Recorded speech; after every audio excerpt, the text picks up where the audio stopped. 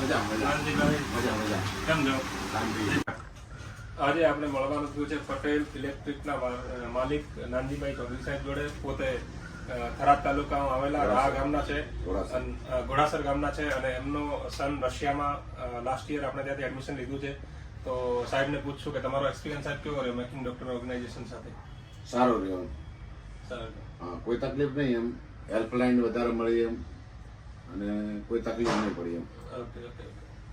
Admission માટે આવ્યા હતા, પહેલી વખત મુલાકાત કરી હતી, પણ પછી ગુલામભાઈ સરથી એમ વાતચીતમાં સારું લાગ્યું. ધાનેરા સંકલ્પ શાળામાં મુલાકાત થઈ હતી અમારી પહેલી. તો પછી અમે અમદાવાદ મુલાકાત કરી, એના પછી રિસ્પોન્સ સારો મળ્યો એટલે અમે પછી ત્રીજી વાર ગયા. એટલે પછી અમે બધું એડમિશન માટેની વાતચીત કરી, એડમિશન લીધું. એના પછી બધું અમને રિસ્પોન્સ સારો મળ્યો. એના પછી અમારે 2 છોકરા પર પછી લીધા, 3 એડમિશન લીધું. કિશન ધાનેરા તાલુકાનો જે દોસ્તાર છે ચેનલનો, અને એક અમારા રા ગામના ચેલાભાઈનો બાબલો છે.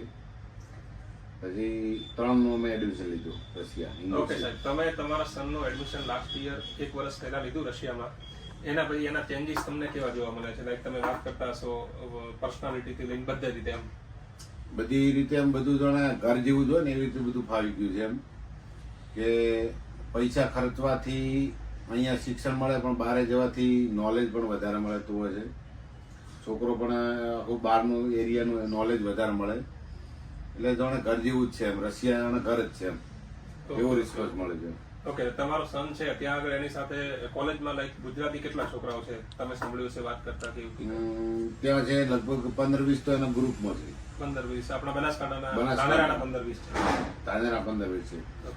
પણ પૂરા હમણાં ઉત્તર ગુજરાતના ગણીએ તો લગભગ 100-150 છે. ઓકે, એવી વાતચીત કરે છે. 100 થી 150 ત્યાં ઇંગ્લિશમાં છે એમ. ઓકે, લાઈક એમને તમે એને અહીંયા ઇન્ડિયામાં એનું એડમિશન કેમ ના લીધું? તમારા તો નીટમાં સારા માર્ક્સ હતા, એને મળતું હતું. ઇન્ડિયામાં એમને લીધું કે પૈસા ખર્ચવાથી નોલેજ નહીં મળતું. એટલે બારે એને જવાની ઈચ્છા હતી, તો મારે પણ એવી હતી કે બહાર મૂકવાની ઈચ્છા હતી, એને પણ હતી ઈચ્છા. એટલે અમે એના માટે બહાર મૂક્યો. ઓકે, હવે તમે બીજા વાલીઓને તમારે કંઈક કહેવું હોય તો લાઈક સલાહ કે સૂચન આપવું હોય તો કે એમબીબીએસના એડમિશન માટે બહાર જવું જોઈએ, કેટલું સેફ છે, કેટલું ઈઝી છે, અમારે કોઈ તકલીફ પડી જ નહીં. Doctor making organiser Ahmedabad office દ્વારા મળ્યો તો કોઈ તકલીફ છે નહીં. કોઈ ફ્રોડ એજન્ટ દ્વારા મૂકતા નહીં કોઈ. ડાયરેક્ટ ડોક્ટર મેકિંગ ઓર્ગેનાઇઝર છે અમદાવાદ, એના થ્રુ મૂકશો તો કોઈ તકલીફ પડતી નથી.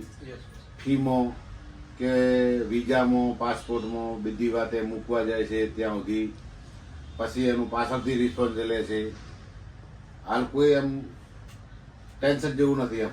Okay okay okay, thank you sir. Bus.